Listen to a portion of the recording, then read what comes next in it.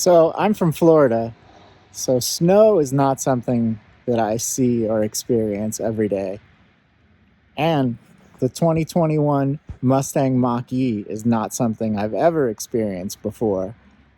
Pretty excited to be one of the first members of the media to take this new pony for a ride. So if you want to come along with me and learn a little bit more about the car, let's go. All right, this is my first time behind the wheel of the Mustang Mach-E. It's a 2021 model. As you probably know, it's Ford's first attempt at an electric Mustang and first attempt at a Mustang SUV, which is a bit controversial at first, but I have to say, having just driven it on the autocross and now driving it on the street on a pretty snowy day in Michigan, it's not that crazy to call this thing a Mustang. It actually performs pretty well. Now on the autocross, it's very neutral. The power is instant but not abrupt. The car transitions well through the slalom.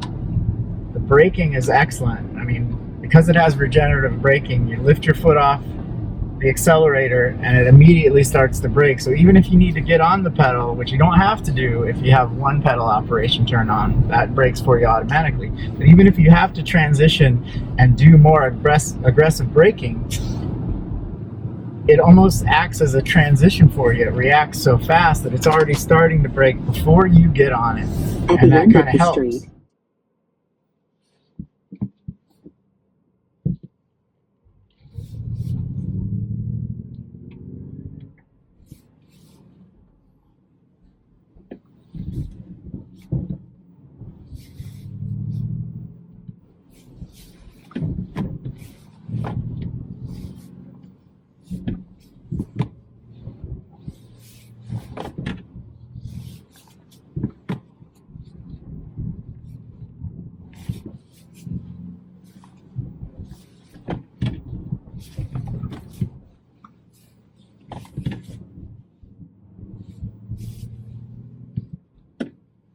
Now that was pretty fun. This thing handles a lot better than its 4,000 plus pounds would lead you to believe. And the power application is pretty instant, and the regenerative braking is really intuitive. You can just let off the throttle and it starts to brake for you, even before you can get your foot over to the pedal.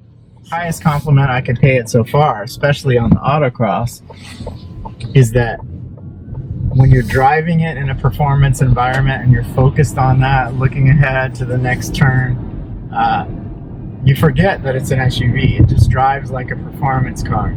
So to me, that's really high praise. And you know, maybe Ford's not so crazy to call this thing a Mustang.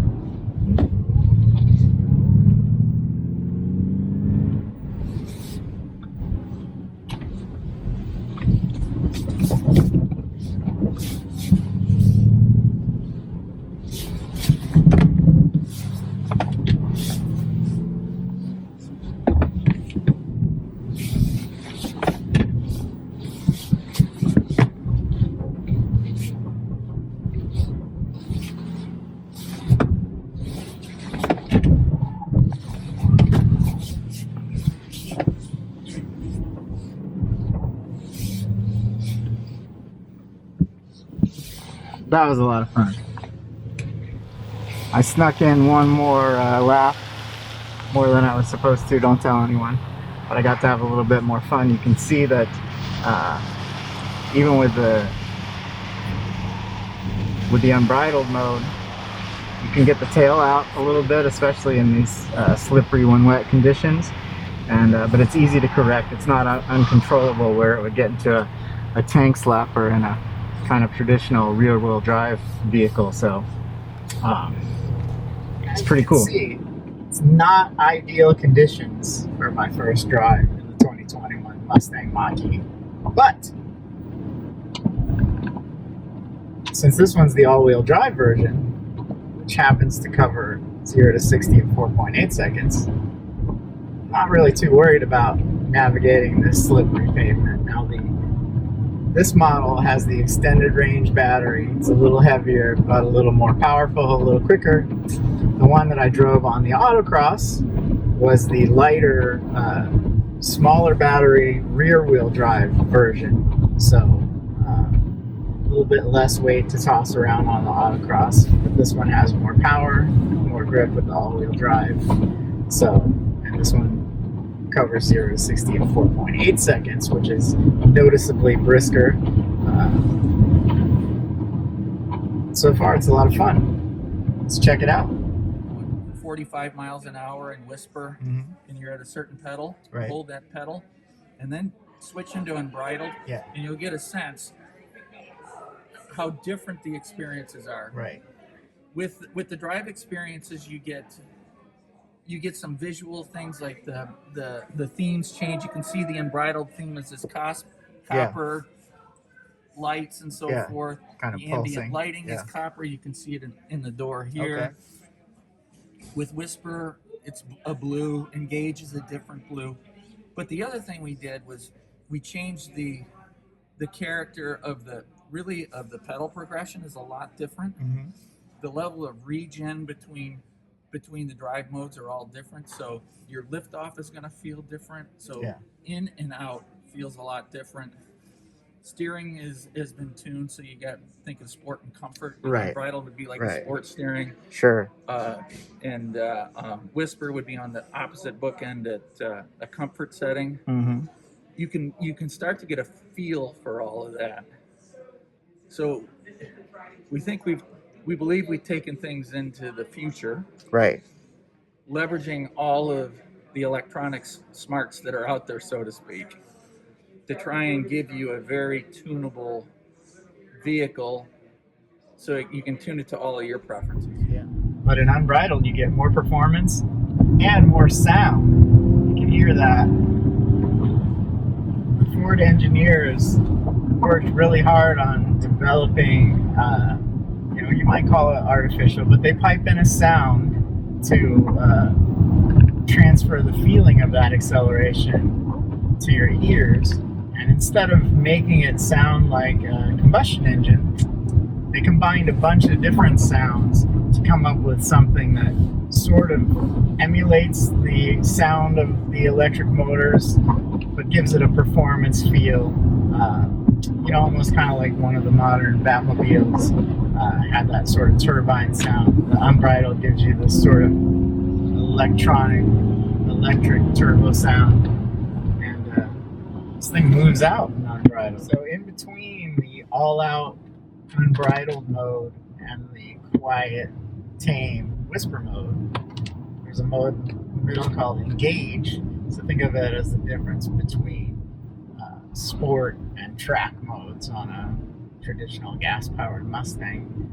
It gives you a little bit more performance, a little bit more sound, but not everything like the unbridled version gives you. And it sounds pretty good.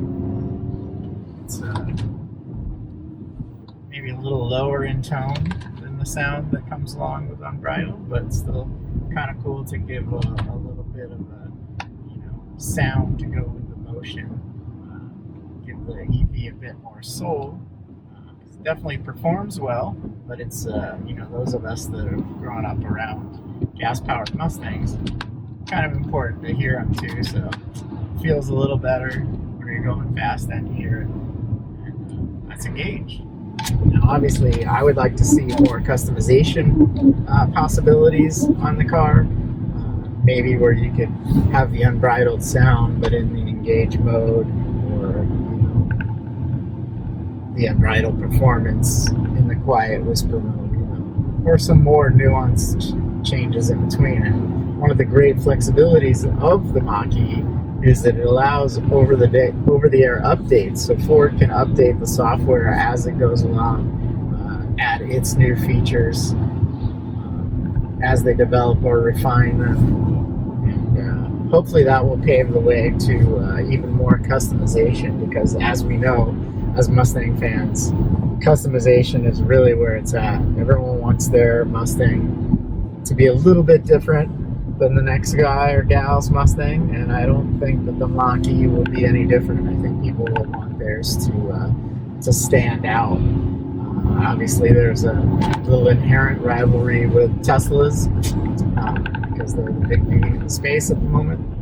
But I think that there'll be a friendly rivalry between Mach-E owners, with their customization of not only their screens and interiors and wheels, but anything that you can do to these cars to set them apart, make them perform better, make them get more range, whatever it is. I think that once these cars are out in the wild, you're going to see that innovative Mustang customization spirit come to the Mach-E, just as it has for all the other gas-powered Mustangs.